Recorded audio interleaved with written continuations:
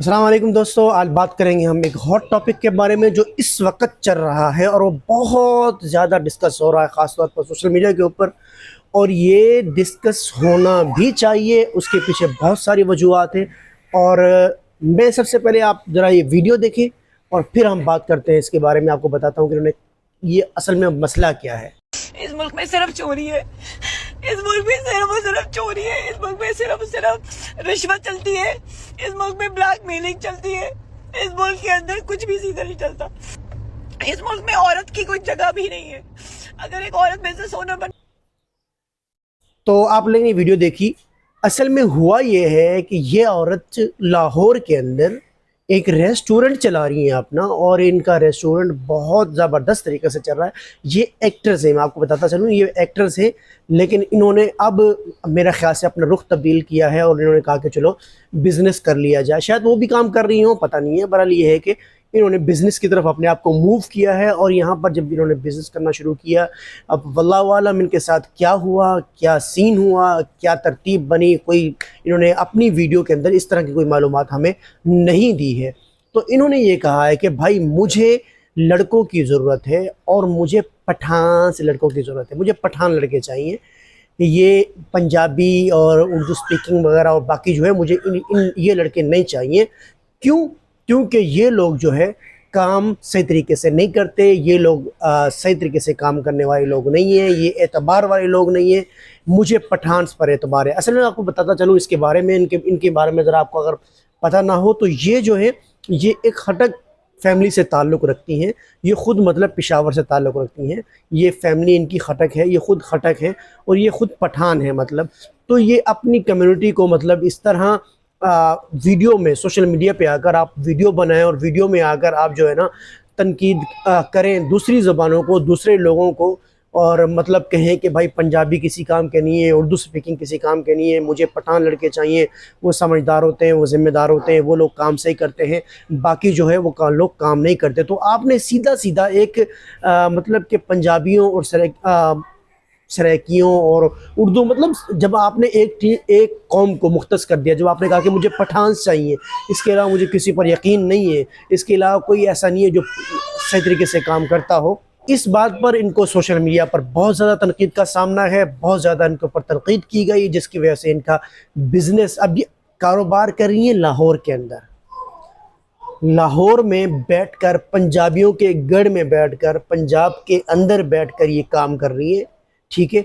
वहाँ पर इन्होंने रेस्टोरेंट खोला हुआ है। क्या, मैं अब एक सवाल करता हूँ, क्या किसी भी और कहूँगा, मैं कोई तासुब नहीं फैलाना चाह रहा, मैं कोई ऐसी चीज़ नहीं चाह रहा कि जिससे मतलब कि कोई इंतशार फैले, लेकिन मैं एक सवाल कर रहा हूँ, क्या किसी लेडीज़ को, चाहे वो पेशावर की क्यों ना हो, या कोई ऐसा शख्स पेशावर में जाकर इस तरह का कारोबार कर सकता है आज़ादी के साथ? नहीं कर सकता भाई।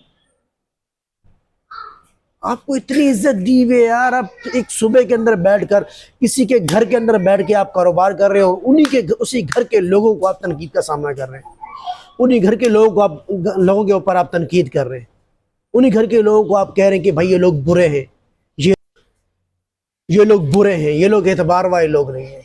तो फिर ज़ाहिर बात है भाई, वो उसका रिएक्शन तो आएगा। और उसका रिएक्शन फिर ऐसा आया कि 2 दिन, सिर्फ इनकी वीडियो शेयर करने के 2 दिन बाद इनको सोशल मीडिया के ऊपर आकर मगरमच्छ के आंसू बहाते हुए देखा गया।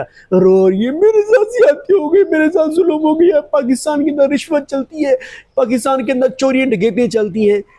मैं यार, मेरे पास अल्फाज नहीं है। लेडीज़ है, अगर कोई जेंट्स होता ना, मैं इनको ऐसे ऐसे अल्फाज बोलता ना, इसकी नस्लें याद रखती। तुम यार पाकिस्तान के अंदर बैठ के खा रहे हो, पी रहे हो, पेट भर रहे हो, सब कुछ तुम्हें पाकिस्तान से मिल रहा है, और तुम बकवास।